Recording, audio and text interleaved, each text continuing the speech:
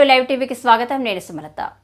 Raichur ఎర్రమోసూరు flyover దగ్గర ఊట్కూరు మండలం ఒబ్లాపూర్ గ్రామానికి చెందిన అనంతమ్మ, గంటె మల్లేష్, పూజారి సేనప్పవార్ల దాదాపు 154కు పైగా గొర్రెలను ప్రైవేటు సంస్థకు చెందిన బస్సు గుద్ది చంపిందని తెలిసి హుటాహుటిన సంఘటనా స్థలానికి చేరుకున్న మక్తల్ నియోజకవర్గం బీజేపీ రాష్ట్ర అధికార ప్రతినిధి శంకరుల రవికుమార్, నారాయణపేట జిల్లా గొర్రెల కాపర్ల సంఘం అధ్యక్షుడు నాగరాజ్, ఆ ఒబ్లాపూర్ అంజప్ప, ముస్లపల్లి రాజు, పొర్ల లింగప్ప, జక్లే నరసింహులు, పంచలింగల బీరప్ప, అమీన్పూర్ మోహన్, ఖానాపూర్ రమేష్ ముఖ్య నాయకులు.